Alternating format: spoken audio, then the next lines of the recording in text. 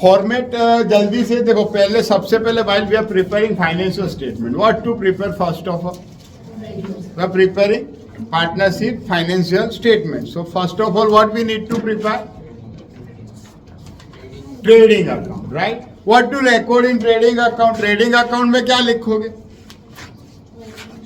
Debit side पे सबसे पहले ओपनिंग स्टॉक लिख देंगे, परचेस हो तो लिख देंगे, परचेस रिटर्न हो तो माइनस कर देंगे, goods going other than sales है, for example goods stolen away, given in charity, donation, withdrawn for personal use, that all will be deducted.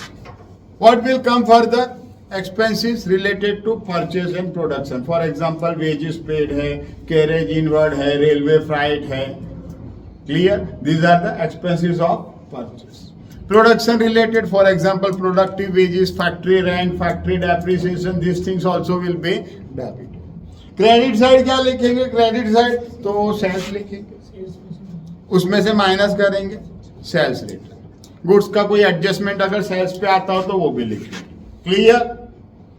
उसके बाद अगर स्क्रैप गुड्स सेल किया है तो ट्रेडिंग में क्रेडिट साइड आता है. यहाँ लिखा हो नहीं लिखा हो मालूम नहीं, पर याद रखना है. स्क्रैप गुड्स अगर सेल करते हो तो ट्रेडिंग में क्रेडिट साइड आता है. ओके, अब ट्रेडिंग अकाउंट को क्लोज करेंगे. भाई डेबिट साइड डिफरेंस अपीयर हो, it is gross profit, and if it appears credit side then that is gross. बोलो कोई डाउट? इतना कर पाओ तो नेक्स्ट फॉर्मेट किस चीज का होना चाहिए? Profit and loss account. अब ग्रॉस प्रॉफिट अगर आया है ना तो वो प्रॉफिट एंड लॉस अकाउंट में कौन से पेज पे फॉर्मेट पे पहुंच जाना? Page number 36, right? तो अगर प्रॉफिट आया है तो क्या आएगा? Credit side. और ग्रॉस लॉस आया था तो अब डेबिट साइड अपन ने उसको जो है ना 4 हिस्सों में बांट. कितने हिस्सों में बांट? पहला एडमिनिस्ट्रेटिव, ऑफिस एडमिनिस्ट्रेटिव, भाई office salary, bonus, office related, office rent, electricity, light bill, insurance, ये सारी चीजें ऑफिस है. स्टेशनरी, ये सारी चीजें कहाँ से ऑपरेट होती है? ऑफिस. दूसरा है, जोर से बोलो, अंदर आवाज रिकॉर्ड होनी चाहिए. दूसरा कौन सा है? सेलिंग. क्लियर? तो सेल्स रिलेटेड भाई salesman salary, salesman commission, advertisement करने से सेल्स बढ़ता है नहीं बढ़ता? डिस्काउंट अलाउ करने से भी सेल बढ़ता. डिलीवरी बांध रखा है उसके एक्सपेंसेस, ये सारी चीजें कहाँ आएंगी? Selling and distribution. क्लियर? फिर तीसरा फाइनेंशियल एक्सपेंस. फाइनेंशियल एक्सपेंस में देख, इंटरेस्ट ऑन लोन आएगा, किसी भी प्रकार का लोन हो, बैंक लोन हो, फ्रेंड लोन हो, पार्टनर लोन हो, उसका इंटरेस्ट यहाँ आएगा. Clear? Bank charges, bank commission यहाँ पे आएगा, इसके अलावा यहाँ कुछ नहीं आएगा. क्लियर? और आखिरी है अदर एक्सपेंसेस एंड. तो loss due to any cause, किसी भी कारण से लॉस हुआ है, किसी भी कारण से अगर लॉस हुआ है तो वो इसमें loss due to fire, loss due to theft, due to robbery, that all losses will come here. Bad debt reserve वाला जो फॉर्मेट अपना याद है ना 4 बातों का, bad debt trial balance plus bad debt, वो मैंने उस दिन भी लिखवाया था. Bad debt trial balance plus bad debt adjustment plus bad debt reserve, adjustment minus bad debt reserve, trial balance वो भी यहाँ पे आएगा. Depreciation on land building, sorry land पे तो डेप्रिसिएशन होता नहीं है पर अपने क्वेश्चन में लिखा हुआ है यहाँ पे. So depreciation on building, machinery, furniture, factory वैक्ट्री वाला नहीं, ऑफिस वाली चीजों का डेप्रिसिएशन यहाँ पे. क्लियर?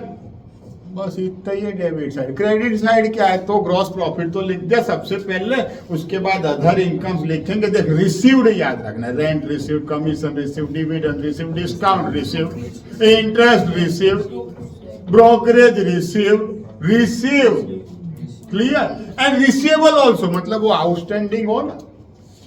आउटस्टैंडिंग मतलब वो नहीं आउटस्टैंडिंग हो सर, आउटस्टैंडिंग नहीं, वो वाला आउटस्टैंडिंग नहीं. बराबर? आउटस्टैंडिंग मतलब बाकी है, तो वो भी प्लस कर देने का यहाँ पे लिखेंगे. अब वापिस इसको क्लोज करेंगे तो यहाँ डिफरेंस जो आएगा, that if debit difference appears it is net profit, and if credit difference appears that's either of the cases will be transferred to profit and loss appropriation. तो उस पे पहुंच जाओ, उसका फॉर्मेट देख लो जल्दी से, पहले चैप्टर में भी था ही, यहाँ दोबारा से है, हमने ऑलरेडी एक बार कंप्लीट किया था, छोटे बच्चों की तरह बड़े बच्चों की तरह कंप्लीट करेंगे। Page number is 30। तो देखो वहां नेट लॉस आया हो तो इसको डेबिट लिखना है, और नेट प्रॉफिट आया हो तो अब डेबिट साइड यहाँ क्या आता है, अब भी एडजस्टमेंट्स में मैंने लिखा है, देख debit side interest on capital आता है, क्लियर। अब वो जितने पार्टनर हो ना सबका नाम लिख के लिखो। क्रेडिट बैलेंस अगर करंट अकाउंट का तो उसका इंटरेस्ट डेबिट साइड आता है, फिर वो salary bonus commission remuneration to partner वो भी डेबिट साइड ही आता है, क्लियर। फिर ट्रांसफर टू रिजर्व हो वो भी डेबिट साइड आता है। बस इतनी चीजें आएंगी, इससे ज्यादा कुछ नहीं आता। इसके अलावा डिविजिबल प्रॉफिट अगर हो तो डेबिट साइड आएगा। क्रेडिट साइड पे देख नेट प्रॉफिट से शुरू करना है, सबसे पहले क्या लिखना है, क्लियर। फिर पार्टनर्स का ड्राइंग हो ना उसका इंटरेस्ट, दो ही चीजें एक्स्ट्रा, दो चीजें इंटरेस्ट, कौन सी दो, ड्राइंग्स का इंटरेस्ट और करंट अकाउंट का अगर डेबिट बैलेंस है तो उसका इंटरेस्ट यहाँ पे क्रेडिट है। अब इसको भी क्लोज करना, debit difference is a divisible profit and credit difference is divisible,